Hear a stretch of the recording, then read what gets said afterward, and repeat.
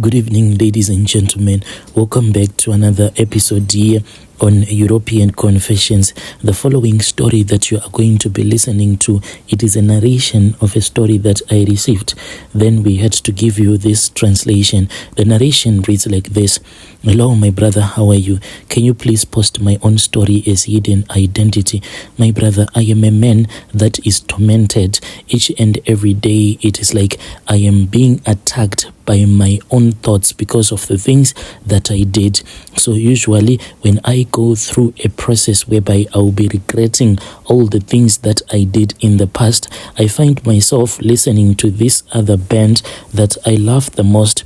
So they have this other song that is called What I Have Done. So this song, it is by a band that is called Linkin Park. I always listen to it, and this song, it suits perfectly with my story because the things that I have done, I regret them a lot. So what happened to me, my brother, is that I said some blasphemous words against the Holy Spirit, such that whenever I try to think like if there is going to be any light at the end of the tunnel, but it is said that this sin cannot be forgiven, and this is what troubles me a lot. And each and every day I suffer. Physically I do not suffer, but mentally I am living in hell. My mind is always telling me that this sin that I have committed, no one will be able to forgive me, so I am going to rot in hell. And this is not a nice place for a human being to be,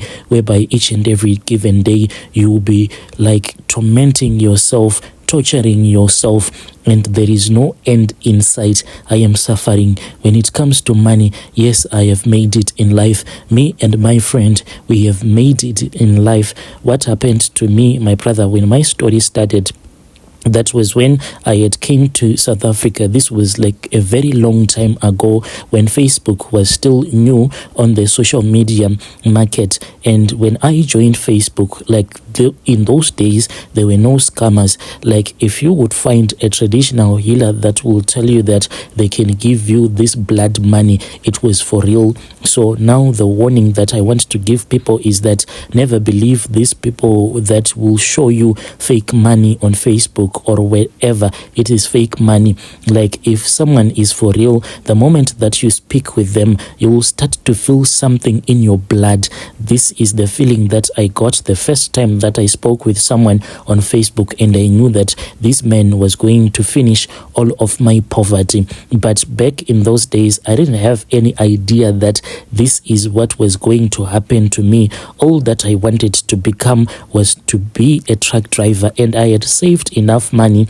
And whilst I was saving my money there on Facebook, I met this beautiful lady. She was from Zim as well, a very beautiful, cool lady, and she was ready to become my wife. So we made some plans, and I said, when I am going back home to apply for my license, then I am going to see her so that we can start preparing for our future together. But first, I wanted to find a job as a truck driver so that I will be able to take care of her. But my brother, she had other plans with me. When I arrived in Zim, before I could even get the chance to go and start doing the process of getting my license, this girl then said that she wanted to stay with me. So we ended up staying together with no time. Within a short period of time, she then told me that she had fallen pregnant for me, but she was just lying. She was not pregnant at all. I was excited, and I then paused that thing of me getting a license because I wanted to take care of her and our child that she was carrying, but it was just a lie. So I was hustling, my brother, hustling like no man's business. The guys that I was working with, they then told me that she was not pregnant because she didn't have any signs at all of being pregnant. They told me that if I would like feel her tummy, I would actually feel the baby moving around. I tried so many nights, but I would not even feel a thing. The day that I made the mistake was when I was at work. The guys then told me that she was not pregnant. I got angry, and I texted her that I knew that she had been lying to me because every time when she would be on her period, she would say that it was normal. She was just having some bleeding, yet she was pregnant. So when I sent her that message, she then panicked and she ran away. By the time that I returned back from that peace job, I then found out that she had gone, she had taken a lot of valuable stuff, and here I was broke, without a license, without anything. And to return back to South Africa, it was like climbing a mountain. I didn't have a passport, I didn't have anything. It then happened that I then returned back to South Africa with this other guy. That this guy, I didn't like him because he was such a drunkard. He lived a careless life. When we returned to South Africa, before I could even manage to save any money, one day this guy said that he wanted to go and drink some beer. After drinking the beer, he then started shouting, walking around as he was screaming out to show everyone that he had been drinking beer. Well, when the police came across us, they then spoke with us and they got us into their van. That is how we ended up being in Zim. When we returned back to Zim, my brother, we then started thinking of other plans, and he then said that he knew this other traditional healer that he had met on Facebook, and this was like a real guy. So we ended up visiting this traditional healer, but he was staying in a very far place in another village. We didn't have the money for the bus, so we got onto the train because this was like the cheapest mode of transport that we could afford. When we arrived in this village, he then sent some guys to come and pick us up with his car. At that time, he thought that maybe we were clients that had money. After consulting with him, he then found out that we didn't have any money at all. He insulted us, but he said that he was going to make us to work for him so as to pay him, like since we had consulted with him without having any money. So we ended up working for this traditional healer for more than a year and a half, working for him without getting paid. Then after that, he then said that I have decided to he then said that I have decided to help you out, boys. I want to give you some powers. He asked me if I wanted some powers so that I can become a prophet or a pastor. I said, me, a pastor, a prophet? No, I do not want to become a prophet or a pastor. I just wanted to be rich. As for my friend, he said that yes, indeed, he wanted the powers to become a prophet or a pastor. So we were made to say some vows. Whilst we were saying those vows, that was when we were told to say some blasphemous words against the Spirit of God.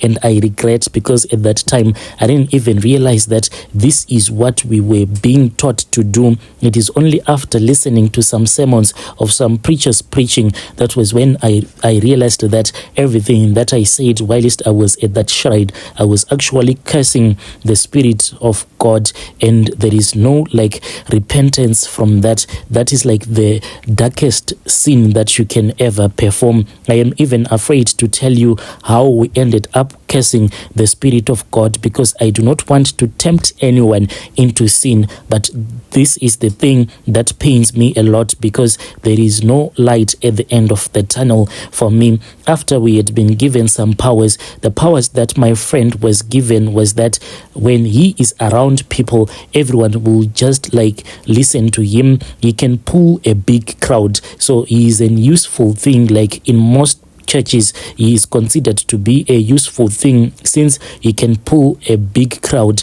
Recently, I came across him in Joburg, and he was driving this other Mercedes Benz. The car, my brother, it seemed to be one that can transform and become an aeroplane. It was really beautiful, and I can see that he is really enjoying his life. He told me that he is working with some local pastors around Joburg.